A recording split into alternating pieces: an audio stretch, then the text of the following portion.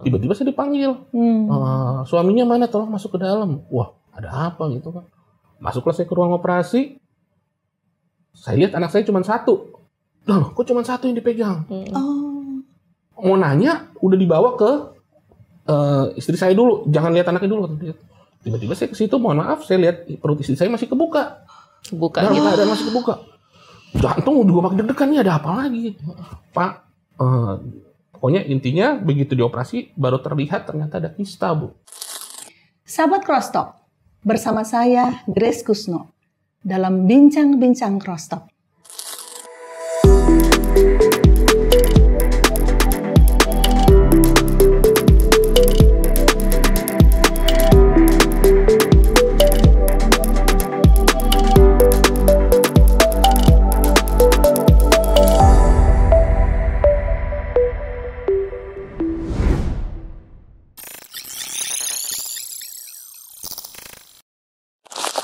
Saat ini narasumber kita luar biasa. Kita kedatangan seorang hambanya bersama dengan suaminya yang menghadapi tantangan luar biasa. Bagaimana seorang wanita di usianya yang sangat muda, 28 tahun, harus kehilangan organ reproduksi yang teramat penting bagi kehidupan seorang wanita. Tapi dengan terpaksa harus diangkat. Pergumulan yang sangat luar biasa. Tapi bagaimana mereka bisa melewati ini semuanya di dalam kekuatan daripada Tuhan? Mari kita sambut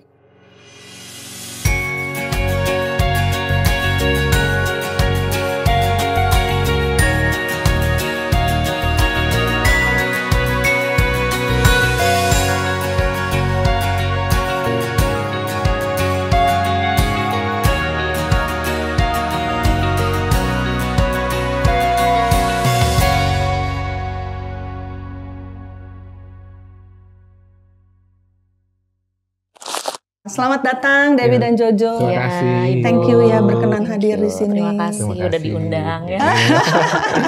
Saya lihat banyak kan Dewi yang kesaksian ya selama ini di YouTube ya. Tapi hari ini kita kedatangan seorang suami yang panutan banget deh. Di balik layar aku. Di balik layar. Lah kadang-kadang di balik layar itu yang justru lebih luar biasa ya. Betul. Biasanya di balik pria yang sukses ada wanita yang kan terbalik kan ini terbalik. Ini puji Tuhan. Iya betul. Itu sih puji Tuhan. Banyak orang bilang ya udah biasa kalau suami ada masalah istri yang harus support, rawat. Nah sekarang bagaimana nanti kita akan lihat ya. Bagaimana Jojo menghadapi ini semuanya. Tentunya tidak gampang. Betul. Ya betul. Cerita dulu gimana ketemunya nih. Awalnya Dedi. Cerita dong. Awalnya itu lebih kurang tahun 2013 ya. Enggak deh. Kita mau pacaran dari 2000 berapa? 2013 udah nikah, sorry. 2010 kan. 2010. 3 tahun pacaran. Iya, lebih kurang dari 3 tahun. Ya. Ketemu di mana? Ketemu di mana? Di Senayan City ya. Gereja di Senayan City. Gereja ya. Iya, aku kebetulan lagi sama temanku dia mau promosi album di Youth. Waktu itu masih Youth kan, Tante. Masih Youth, masih anak muda. Oh iya. Tiba-tiba kok waktu pas mau lagi ibadah, ada cewek nih gitu kan sama anak muda kan dulu kan kok lihat kayak ini nih ya udah ya. Kenalan ya dari terus udah gitu. Ya udah ya jalan aja. Jalan aja ternyata 3 tahun tuh ya. 3 tahun. 2,5 tahun ya. Hampir 3 tahun. Kita pacaran ya dari akhirnya dengan segala nggak mudah juga loh Tante. Nggak mudah dengan segala lika-liku saya keluarga Batak. Saya keluarga Batak. Ketua adat, dia Manado Padang, saya asli Batak, akhirnya sempat backstreet, tapi ya karena dua-duanya di dalam Tuhan ya, sama-sama pelayanan loh kita, benar-benar sama-sama pelayanan, dengan caranya Tuhan 2,5 tahun, akhirnya keluarga setuju. Jadi iman yang sama pun tidak tentu disetujui keluarga. Iya, dan kita selalu punya prinsip yang harusnya teman-teman juga bisa meneladani bahwa kalaupun misalnya harus nikah adat atau apa, yang paling penting adalah hormat sama orang tua. Betul. Kita tuh paling menjunjung tinggi yang namanya hormat sama orang tua dan meminta restu. Oke. Jadi tidak akan menikah kalau tidak direstui. Iya, betul. Kita makanya blessingsnya pasti beda ya. Iya, karena kita juga sempat mundur, Bu. Kita udah ibaratnya kita udah booking semua, tapi karena kedua keluarga nggak ketemu, sempat nggak ketemu, akhirnya ya. Iya.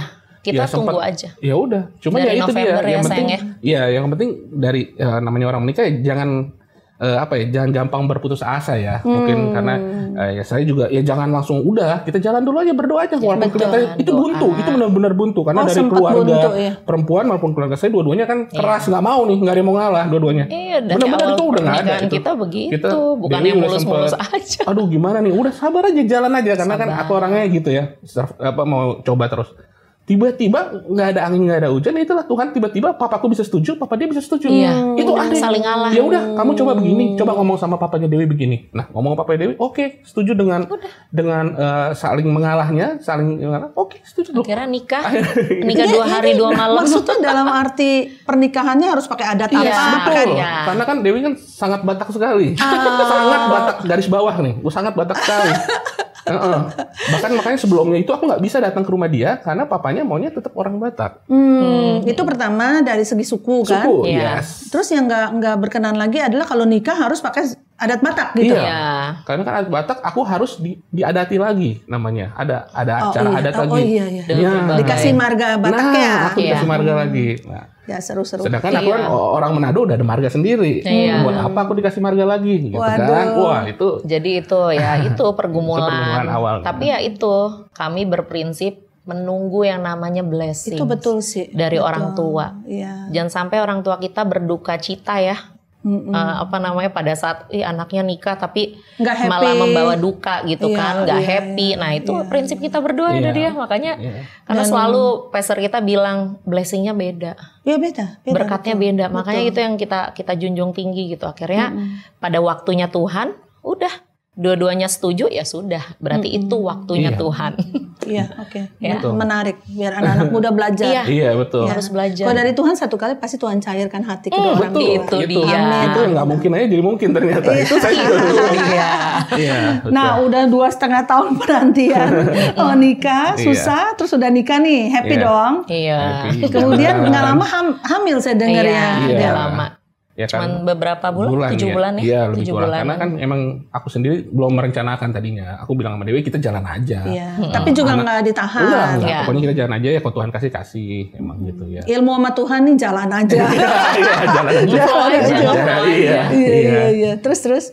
Kemudian hamil. Kemudian tiba-tiba. Aman-aman aja tuh, nggak ada apa-apa. Hamilnya juga lancar. Hamilnya aku puji Tuhan masih pelayanan di 2 tempat malah waktu itu. Hamil kembar kan. Oh, pelayanannya by the way Dewi sebagai worship leader dan singer. Jojo sebagai drummer. Oke.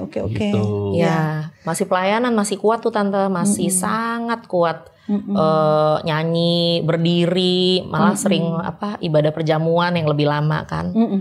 Ya tiba-tiba seminggu apa 2 minggu ya? 2 minggu. 2 minggu sebelumnya aku kontraksi ya. Iya. Sebelum waktunya. Maksudnya sebelum waktunya, sebelum minggunya yang harus melahirkan itu. Karena anak-anak itu aku melahirkan di 31 minggu. 31 minggu mama 7 bulanan. Iya.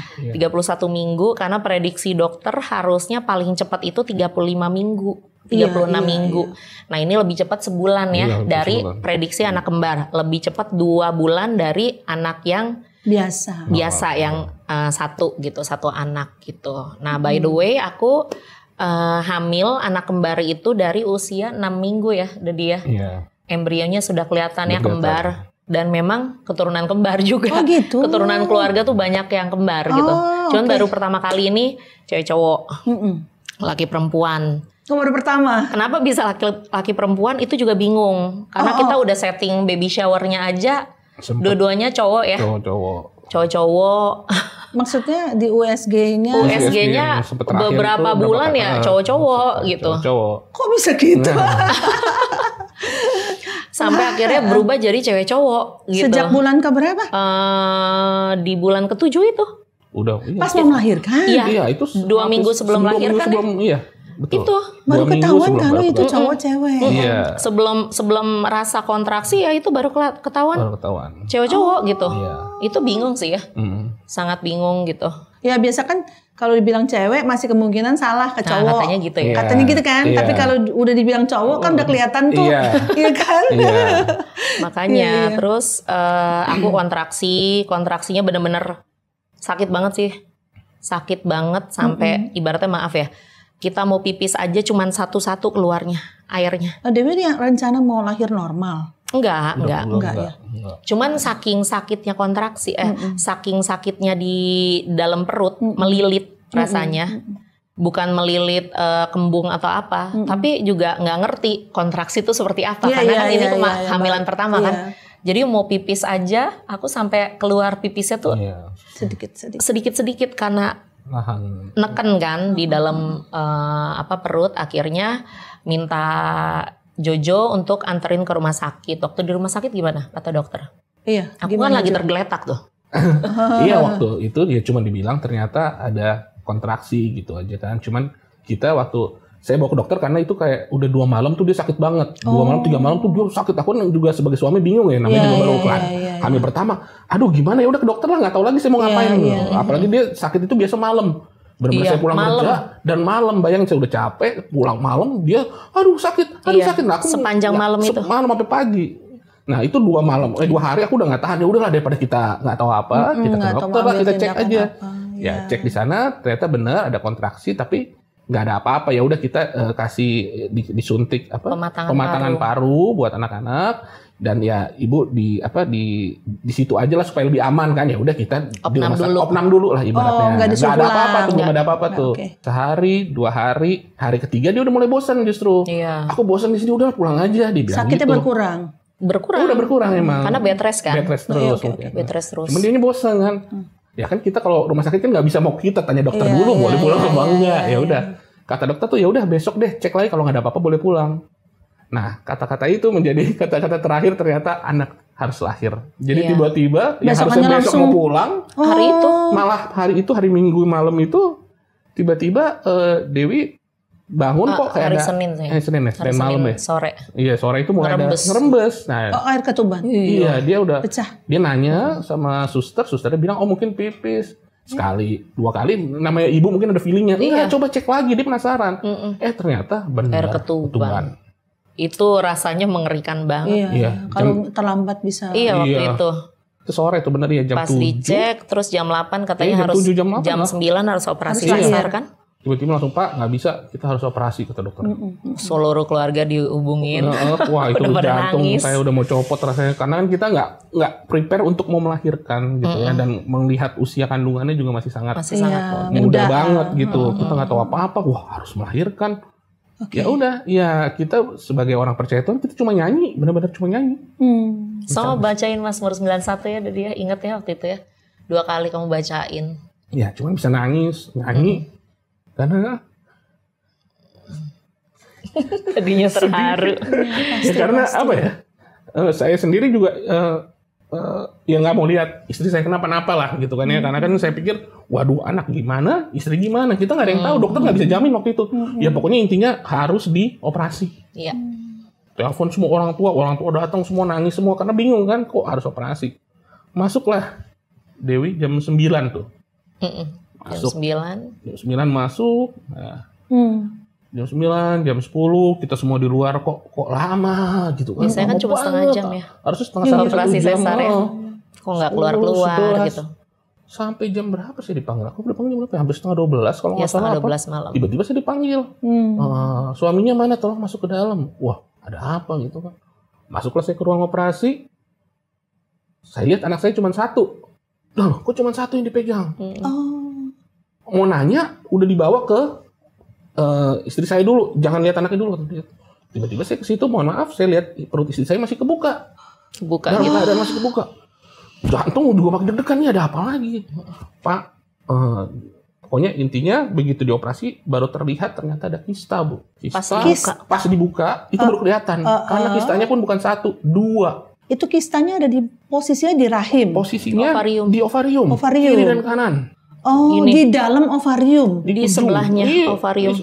Sebelahnya, tapi di area luarnya ovarium, tapi nempel ke ovarium. Iya. Oke. Saya kan diam juga, saya nggak ngerti apa-apa kan. Terus dok gimana?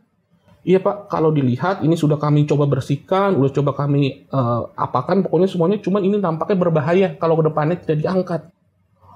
Oke, saya bilang gitu kan. Iya Pak, ini yang satu lebih kurang sebesar 20 cm, sebesar pisang. Kayak cakwe. Cakwe panjang banget. Saya gemeteran. Satu lagi sebelah sini segede tangan saya begini. Segede kepala bayi. Segede kepala bayi. 500 gram. Kamu kayak mengandung 3 bayi lah minimal. Iya, kayak 4 bayi berarti harusnya, karena selama dia dicek ke dokter kok nggak kelihatan ya, mungkin karena bisa nggak kelihatan. Nah itu dia, sangat nggak kelihatan. Padahal kita cek 2 minggu sekali. Iya, 2 minggu bukan sekali. 2 sekali, 2 minggu sekali. Iya. Udah saya juga dengan ya gemeteran, ya terus gimana dok gitu. Ya kita harus angkat, kalau nggak nanti bisa menjadi tumor lah, apalah segala macam, karena ini racun ini buat ibu nanti. Oke, saya bilang udah terus. Pecah ya? Iya, udah mau pecah. Karena warnanya udah hitam. Iya, warnanya tuh kayak darah kotor. Racun, makanya kata dokternya mendingan diangkat karena ini racun buat ibu. Kalau nggak diangkat sekarang gimana? Kalau nggak diangkat sekarang, nanti tetap harus diangkat.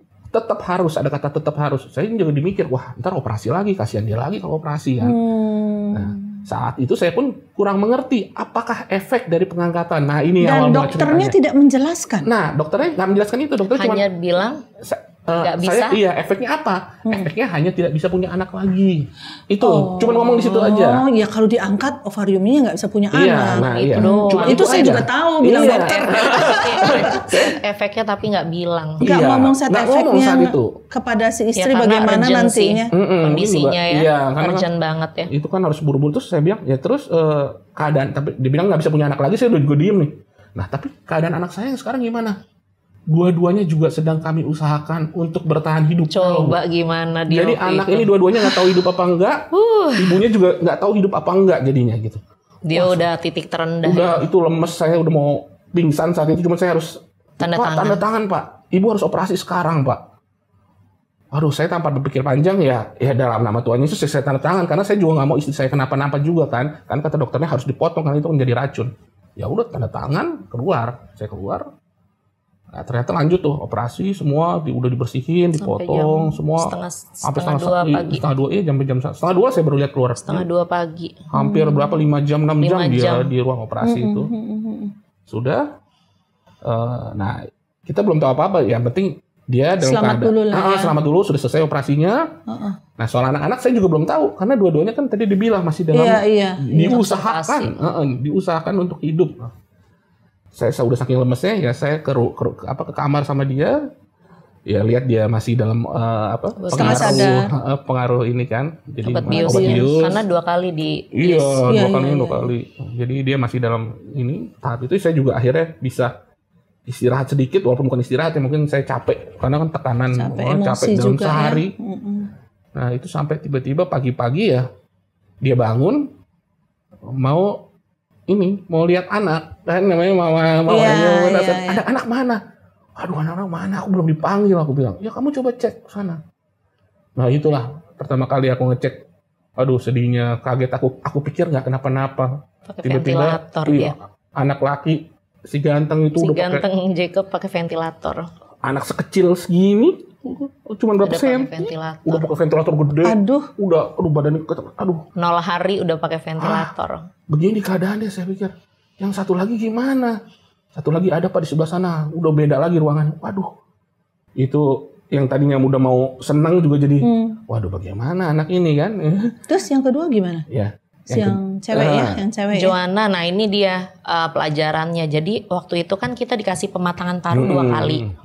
It means untuk 2 anak. Tapi ternyata ya lagi-lagi ya kita jadi kayak bahan bukan kelinci percobaan ya, tapi ini jadinya nextnya mereka tahu gitu. Jadi kalau ada 2 anak kembar, nggak bisa dipastikan 2 pematangan paru tepat sasaran. Nggak bisa kena dua-duanya gitu. Iya, tapi nggak bisa dipastikan. Masuknya kemana kita nggak bisa tahu. Ternyata Joanna yang dapat. Semua pematangan paru, Jacobnya enggak. Waktu lahir dia layu, nggak ada suaranya. Ternyata begitu. Iya, jadi dia sama sekali nggak kena. Semuanya kenanya ke Joanna. Nah, tapi ada lagi pelajarannya. Waktu Joanna itu paru-parunya udah kuat gitu. Dia hanya ditaruh di perina. Maksudnya? Di perinatologi, di inkubator biasa. Seharusnya dua-duanya dinicu untuk pematangannya. Ibaratnya dua-duanya mangga kan. mangga mengkel. Harusnya kan dua-duanya diperem di beras. Nah ini enggak, karena mengkelnya mungkin satu udah warnanya udah kuning, satunya belum, satu di beras, satu di suhu ruangan.